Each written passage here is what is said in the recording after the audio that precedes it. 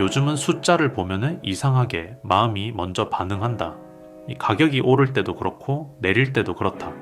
예전에는 저 정보를 보면은 생각부터 했는데 요즘은 느낌이 먼저 온다. 불안이라는 느낌. 아이를 재우고 불 꺼진 거실에 앉아 있으면은 이런 생각이 든다. 지금 이 불안은 내가 예민해서일까? 아니면은 시대가 정말 바뀌고 있는 걸까? 그래서 오늘은 가격 이야기를 하지 않으려고 한다. 오를지 내릴지 언제 사야 하는지 그런 이야기보다 조금 더 아래에 있는 이야기. 돈이 왜 이렇게 불안해졌는지, 그리고 이 시대에 어떤 기준이 끝까지 남을 수 있는지, 그걸 아빠의 시선으로 조용히 기록해 보려고 한다. 좋아요, 구독, 알림 설정을 눌러주시면 더 좋은 콘텐츠로 찾아뵙겠습니다. 여러분의 응원이 콘텐츠 제작에 큰 힘이 됩니다. 대인플레이션이라는 말은 처음 들으면 조금 과장처럼 느껴진다. 물가가 좀 오른 거지. 예전에도 이런 적 있지 않았나? 그렇게 넘기기 쉽다. 하지만 내가 느끼는 대인플레이션은 커피값의 문제가 아니다. 화폐 자체에 대한 신뢰가 조금씩 달아가고 있다는 느낌이다. 돈이 부족해서가 아니라 돈을 들고 있는 게 안전하지 않다고 느껴지는 순간, 나는 그게 대인플레이션 시대의 시작이라고 생각한다. 돈은 계속 찍힌다. 위기가 오면 항상 같은 선택이 반복된다. 정부 부채가 늘고 중앙은행이 개입하고 통화량이 늘어난다. 그때마다 이번만이라는 말이 붙는다. 이번만 넘기자. 이번만 버티자. 하지만 이상하게도 그 이번은 되돌려진 적이 없다. 돈은 풀렸고 그 돈은 다시 걷어들여지지 않았다. 그래서 나는 이걸 단기 정책이 아니라 되돌릴 수 없는 방향이라고 생각하게 됐다. 물가는 항상 늦게 반응한다. 이상한 건 이 과정이 눈에 잘 보이지 않는다는 점이다. 돈이 풀려도 당장 물가가 오르지 않는다. 먼저 자산 가격이 움직이고 그 다음에야 생활 물가가 따라온다. 그래서 사람들은 늘 늦게 체감한다. 이미 선택지가 줄어든 뒤에. 이건 공포를 키운다. 왜 이렇게 갑자기 힘들어졌지? 라는 질문만 남긴다. 현금은 가장 먼저 희생된다. 이 시대에서 가장 조용히 희생되는 건 현금이다. 숫자는 그대로다.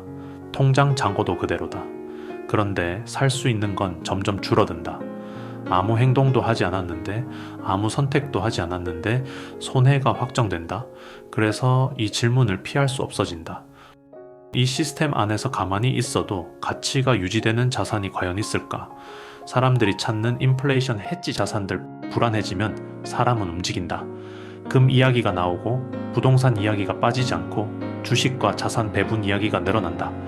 나도 그 흐름 안에 있었다. 금은 수천 년을 살아남았다. 화폐가 무너질 때마다 끝까지 남아있었다. 하지만 지금 시대의 금은 너무 무겁다. 부동산은 통화 팽창의 수혜를 받는다.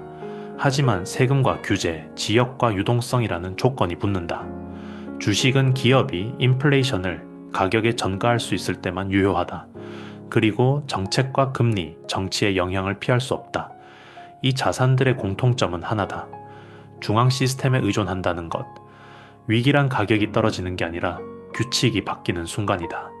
그 순간에 이 자산들이 정말 자유로운지 나는 계속 스스로에게 묻게 됐다. 비트코인은 처음부터 희망처럼 보이지 않았다. 너무 급진적이고 너무 불편하고 너무 낯설었다.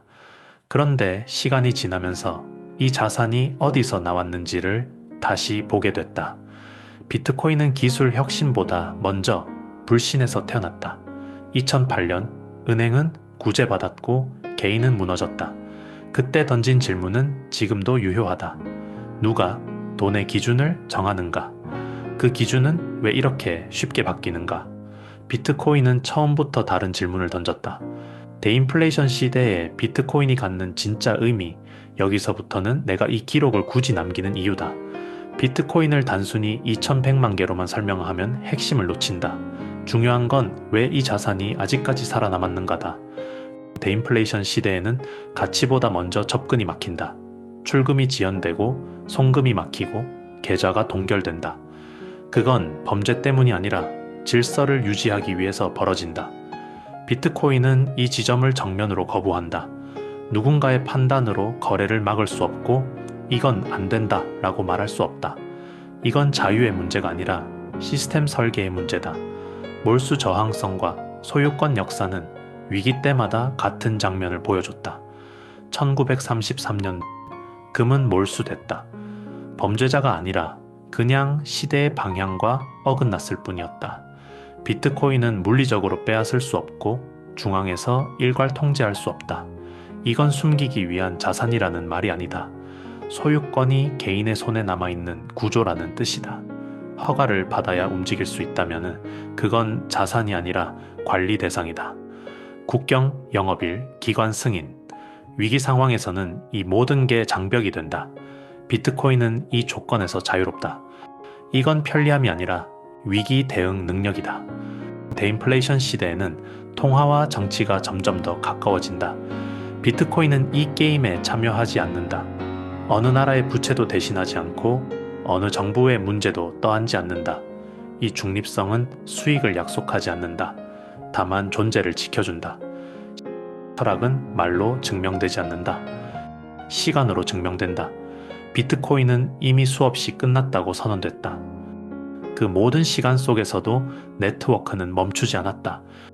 그래서 나는 이 자산을 투자라기보다 기록할 가치가 있는 기준으로 본다. 대인플레이션 시대의 문제는 물가가 아니라 신뢰다. 돈이 계속 바뀌는 시대에는 바뀌지 않는 기준이 필요하다. 비트코인은 더 빨리 부자가 되기 위한 자산이 아니라 천천히 망하지 않기 위한 구조에 가깝다. 그래서 나는 이 기록을 남긴다. 이건 누군가에게 사라고 말하기 위한 글이 아니다. 다만 이 시대를 어떤 기준으로 통과하고 있는지 아빠로서 남기는 기록이다. 언젠가 아이가 커서 이 글을 보게 된다면 이렇게 말해주고 싶다.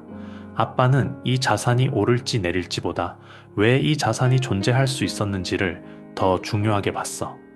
이 자산의 가치는 가격보다 존재 자체가 허락된 이유에서 나온다고 나는 믿는다. 비트코인은 그 자리에 있다. 모두를 대신하지는 않지만 모두가 돌아볼 수 있는 하나의 기준으로. 오늘도 시세보다 생각을 남긴다. 더 부자가 되기 위해서가 아니라 아이에게 설명할 수 있는 기준을 남기기 위해서다.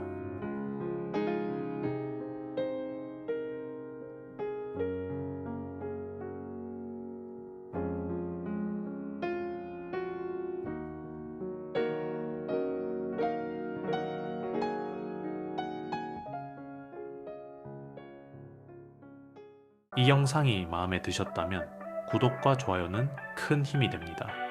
빠르게 움직이는 세상 속에서 우리는 느리지만 단단한 투자를 이야기합니다.